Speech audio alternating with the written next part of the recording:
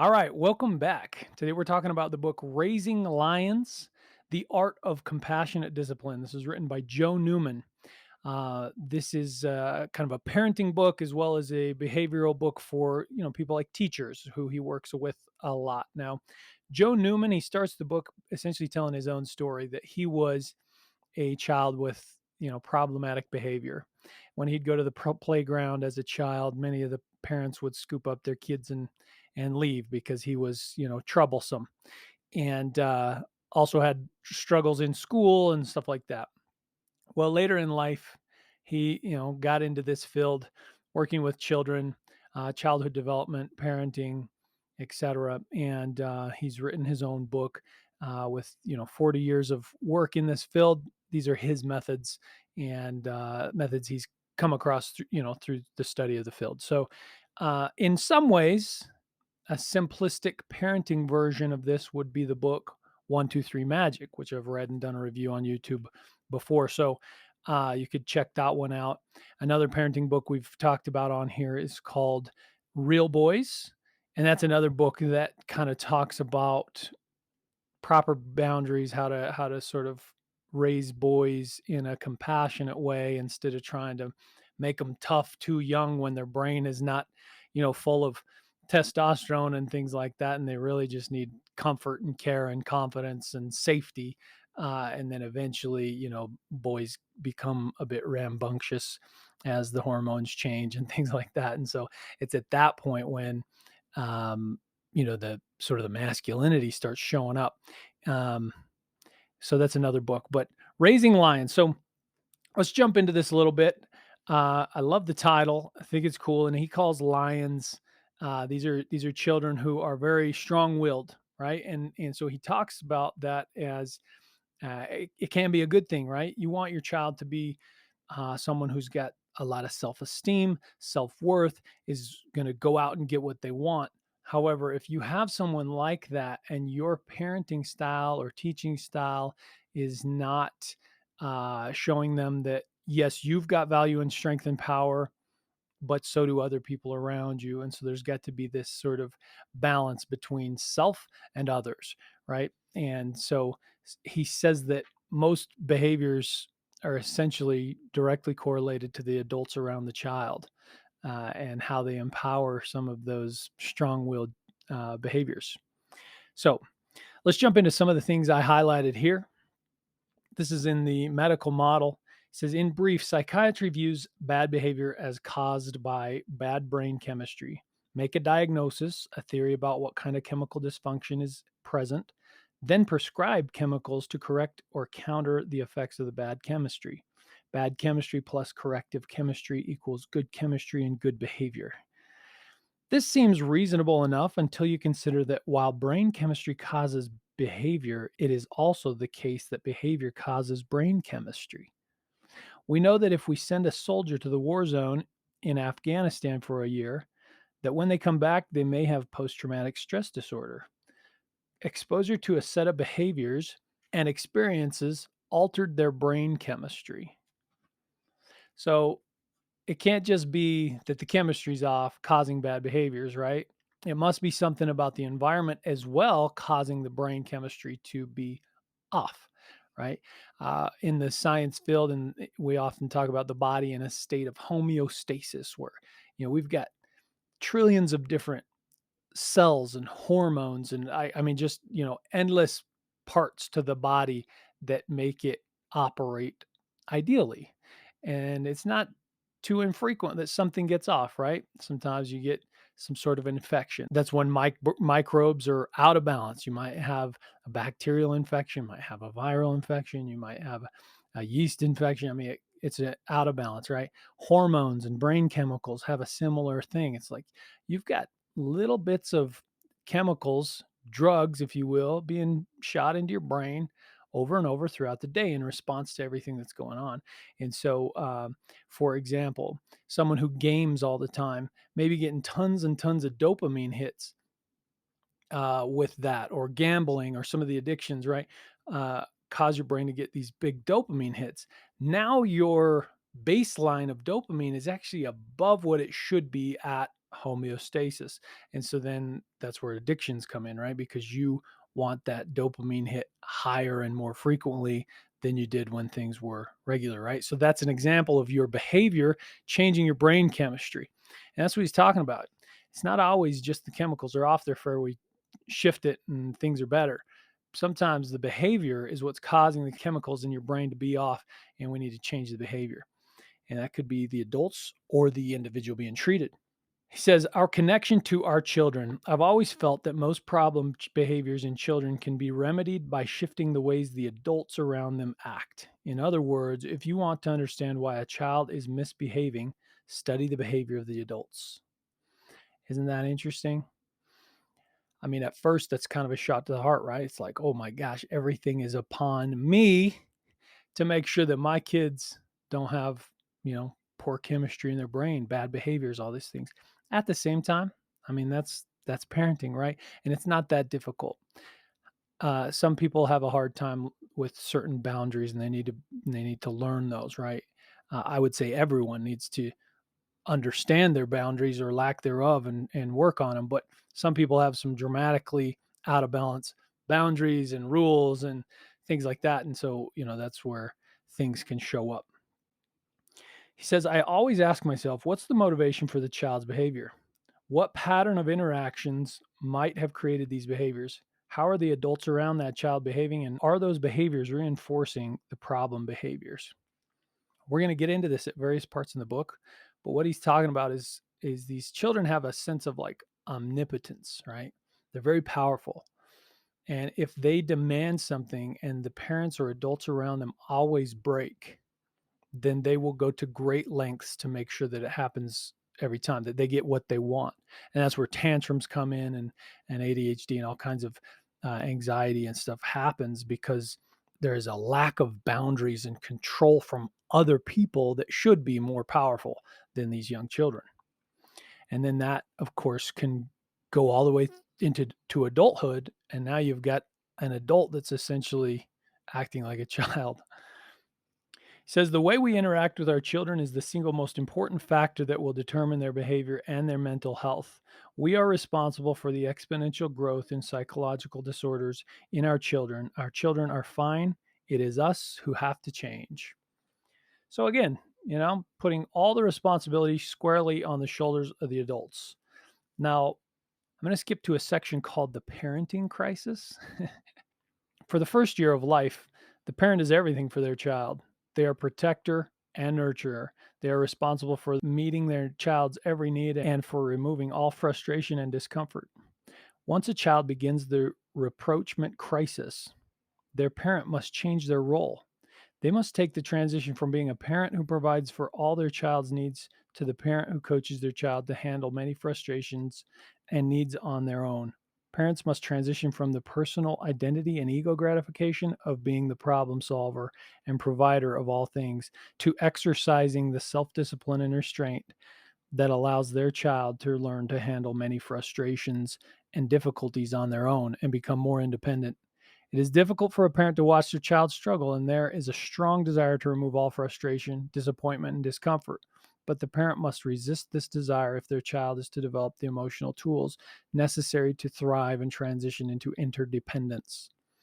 Interdependence is the word he talks about between the omnipotence feeling that these lions feel, where they're very powerful and it's all about me, center of the universe, in control, versus I still have a lot of value, but I am interdependent with the people around me, particularly the adults. There's so much to keep up with today that it is no wonder that parents forget their own needs and their right to an independent existence. Everywhere, society is pressuring the parent with the message, forget your own needs. If you really love your children, you should sacrifice everything for the sake of giving your child the best of everything. But remember, our consumer society isn't driven by the desire for your child's psychological health. It is driven by a market that thrives when you buy more stuff. Keeping up with the Joneses, right? Like it's impossible to have everything, to do everything and provide everything for your child and have that child grow up with any sense of reality, right? The struggle to have nice things, the struggle to have a good, healthy, functioning relationship, to sacrifice some of my own needs for the other person, but still fulfill some of my own needs so that I can be, a, a full cup and share with others and serve and be kind and be a leader, right? It's like you can't give much of yourself if you are a shell of yourself. So it's like, how do you find that balance between doing what you need to make sure that you are well and happy and strong and healthy, and then how can you use those skills and resources to serve and help others, right? And so it's like these kinds of uh, ideas don't really develop in a person who's been given everything. I mean, look at the wealthiest children who've grown up in the public eye. Every musician that was a childhood star, Paris Hilton, like, people like that that were just given everything at every turn for their entire youth. They don't they don't develop the skills to succeed in society and be happy and well. They're all on drugs, they're all on medications, they're all in therapy. I mean, the last book that we did a review on, Dr. Amen talked about Miley Cyrus as one of his primary clients throughout that book, right? She struggles with mental health and things, and that's very common because they have this false sense of reality. Okay, and now let's get into why they have this kind of altered sense of reality here. He says a child who has successfully won their battles with adults over boundaries becomes very lonely, angry, and anxious. These feelings then fuel a cycle of acting out and tantrums. This is because the child experiences the lack of strong boundaries as abandonment. Imagine the child's tantrums as an expression of their feelings of power and control. These feelings are simultaneously exciting and scary. Exciting because they signal their new sense of power and influence, but frightening because they don't yet know if others have power like them or if they are the only one in charge. Kind of crazy that a child who has, loving parents, but no boundaries, no order, no rule, feels abandonment. Isn't that kind of wild? Right? So doing too much, giving too much, allowing them to have too much power and control over the decisions made or the food they eat or whether or not they clean up or whatever, like no boundaries causes abandonment issues. A similar sentiment to the child anyway. Okay, so moving on, the lion's cage. When the complex behaviors of a willful child go unchecked, it creates a cycle of behaviors that fuels itself, and the young lion becomes trapped in a cage of their own making. Failure to transition fully out of omnipotence and into interdependence can manifest in a variety of ways. And these ways often come out as, the tantrums and the fits in public and bullying and those kinds of things. But they also manifest in anxiety and depression and ADHD and all these things that end up getting medicated as mental health disorders. And he has, through the years, taken kids very quickly from these anxious, disorderly ADH children to self regulating, good contributing members of society. And it's not because they needed to be on more drugs, it's because they needed proper coaching, boundaries, authority figures, mentors, role models, and leaders. So I just want to quickly say, I mean, that's kind of the point of this podcast, right?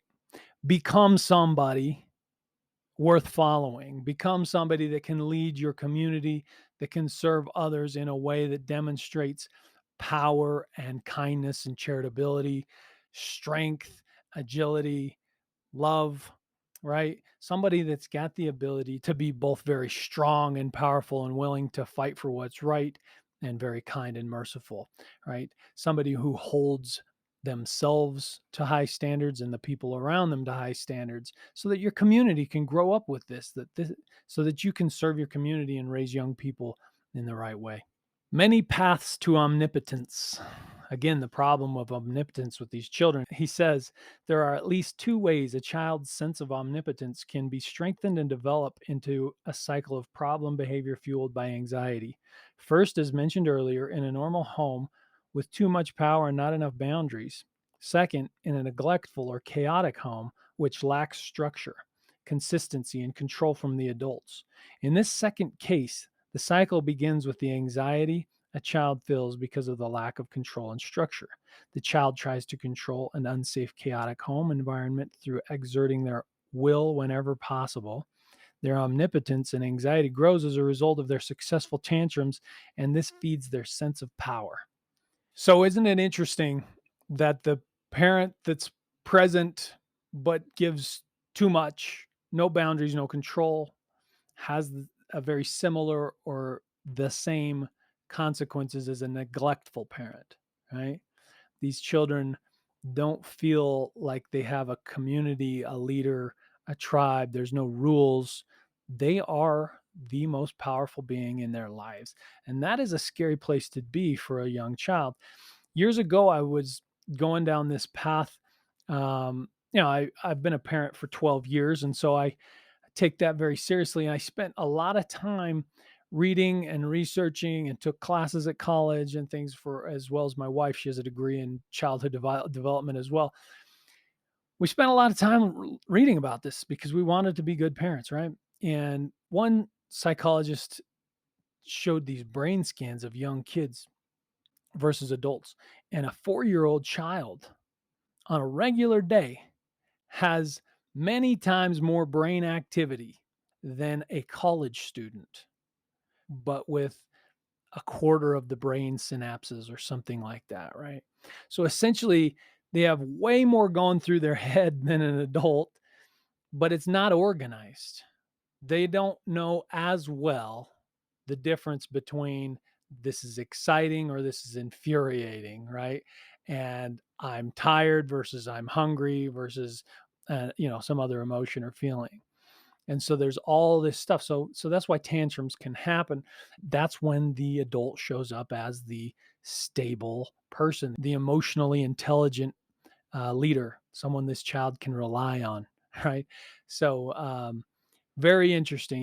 You should understand that children need these boundaries put in place for them because they don't know the world as they should. They don't know their emotions even as they should.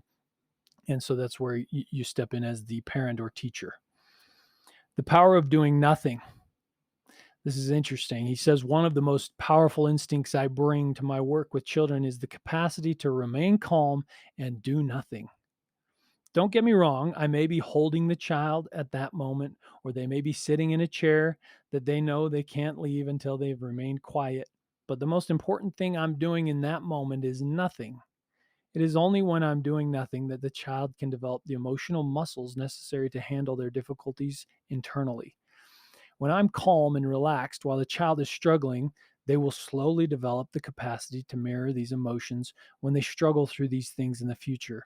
Remaining calm, waiting and doing nothing communicates something much more powerful than talking or giving the child something to soothe them would. It communicates faith and expectation that the child can and will navigate their way through the difficulty and frustration they're experiencing. So, one of the keys that he kind of keeps hitting on here is that parents often want to remove the frustration, remove the, discomfort the patient, the patient, I almost said, the child is feeling. And when you do that over and over and over, these kids are missing out on opportunities to feel frustration, process through it, and understand that this is not the end of the world. This is not me losing all control. This is simply a setback, a time to think, contemplate how should I deal with this emotionally and then maybe physically, right? I mean, that's business, for example, right? Everyone's saying like fail fast, right? I mean, these are those little moments where a child learns to fail and regroup, compose themselves, and move forward. But when we constantly make it better, step in, give them a trophy, make sure that it's all equal, the equity of outcome, and all these kind of strange woke culture ideas that empower weakness to be seen as strength, or give kids a false sense of power when they don't deserve it and it's not even healthy. That's where we end up, right? So doing nothing, helping these kids understand that, like, look, I'm calm and I have the faith and confidence that you will be able to be calm as well. I'm gonna give you some time to do that, rather than talking it out and soothing them and giving them a lollipop and a blankie and all the stuff, right? So he references a study here done at the University of California, and he says over a single year, 1,800 classroom observations were performed, measuring the frequency of off-task behaviors as well as the ways in which teachers responded to these behaviors. They measured a 49% decrease in all off task behaviors school wide. The study showed a statistically strong correlation between using the raising lions method and the reduction of off task behaviors. One of the most important findings was that when teachers used the raising lions method, the less the teachers talked about behavior, the better it got. This created a classroom environment that motivated student self regulation and self prompting rather than the teacher regulating and prompting behavior. Pretty wild. Uh, It kind of reminded me of some of what gets touched upon in Helping Children Succeed, another episode about what, 4 or 5 episodes ago, where instilling these very self driven, self monitoring, self esteem building behaviors that are equally as important or more important than the academic outcomes, as he's describing in the book. But the teachers that are best at instilling those behaviors don't actually talk about the behaviors. So I feel like this book is getting to the point. Like, we instill confidence in people often by exemplifying it and expecting it without a lot of talk about it, right? It's do as I do as we do. It's an unspoken code. I believe you can handle yourself, handle your business. I'm not going to sit here and talk your ear off about it, right? So I thought that was very interesting. So again, a bit more on that topic. He says, in order to develop children who are the protagonists in their own learning, children who don't wait to be told something but take the initiative to learn it, we must restrain ourselves from telling them those things that they can figure out themselves. The reason you don't want to give unnecessary information is that it breeds passive tantrums. This is the shift we are seeing culturally. All the extra information, the presumed lack of understanding and lack of ability, has bred a generation where many children feign inability at every turn. They've internalized a feeling that they are unable to do things proactively and are full of anxiety. They have been set up to fail because of our culture's assumption of inability. So he's saying this assumption of inability can be kind of remedied by an assumption of ability, right? We don't talk about it. We don't over talk at kids because, like, you shouldn't do that. You know better, da da da. We just have them take a break. Even at one point, he says he had a kid who, was bullying on the playground. He pulls him aside. He says, "You need to take a break." He's like, "At least tell me what I did, da da da," right? He goes, "How about if I have to tell you what you did, it's a 20-minute break. But if you tell me what you did, it's a 5-minute break." The kid kind of moaned about it, but then, of course, his logic kicks in and he goes, "Fine. I kicked the ball out of that kid's hand or whatever." It's like, "What else?" "I pushed that other kid." "What else?" "I think that's it." He goes, "Okay, that's it for now." 5-minute break, and then he can go, right? The kid knows what he did wrong. He's being a bully intentionally. He got caught. He got a consequence. And instead of this teacher sitting there berating him and telling him all this, and you should treat people like that or whatever, the kid knows how he should treat people. He's intentionally treating them wrong to give it, to show his power, to demonstrate what a tough guy he is, to be the omnipotent being that he thinks he is. And the over talking is not going to help. Okay, so a bit about consistency here. This is under the chapter 7 lion training, and it says the straw that broke the camel's back method. His example is, this child wants something. Mom says no, or you can't go to the movie. Child asks again. Mom says stop asking, or you can't go to the movie. This pattern essentially repeats 14, 15 times. And then on 15, mom loses it and says, "You're not going to the movie with dad." Right? So he says babies are making complicated calculations with conditional probabilities to figure out how the world works. So when you're inconsistent, So here's what he says you've essentially told the child. The conclusion that 3-year-old Nathan reaches is most of the time there is no consequence for not listening to mom. And sometimes, one time in 15, mommy gets mad and takes away something I like. So instead of giving big consequences after the last straw, it is better to give lots of small consequences that are given after each problem behavior. Then your child is learning there is always a consequence for not listening to mommy, right? There's always a consequence for every behavior in life, every action, sometimes positive, sometimes negative. Children don't need to only get some negative consequence after 15 negative behaviors. They should get a small negative consequence, something maybe natural, uh, after each negative behavior, right? And something positive for every positive behavior, but not overly rewarding, right? Natural consequences, typical things. Give them what they need. Children who have strong feelings of omnipotence, whether from neglect or from care, crave not only strong boundaries, but also a clear acknowledgement of their independence. If you attempt to assert strong boundaries without simultaneously using language that recognizes their independence and power, the omnipotent child will resist you longer and more forcefully than they would otherwise. When we attempt to set firm boundaries without recognizing the child's independence and power, we are essentially asking the child to recognize our power while denying their own. This is unnecessary and counterproductive. It's asking for a fight that we don't need to have. When we set up firm boundaries while recognizing the power and independence of the child, we are asking the child to recognize our power while we recognize theirs. This is a respectful interaction, and the child will grow from it into a person with a healthy capacity for mutual recognition. So that's the goal. Earlier in the book, he talked about the parenting of old. A couple generations back, it was very much parent centric, adult centric. Children are meant to be seen, not heard, right? That whole thing. And what that did is created some cynical children. It led to some lack of self esteem, things like that. Then it shifted, and the pendulum swung a bit too far to where it became completely child centric. So now parents are giving up their entire existence in order to make sure that the child has got everything it ever wanted or needed, no consequences, no frustration. And that's where the child gets this sense of omnipotence. And that can turn into a variety of different behaviors, including medicated mental health disorders.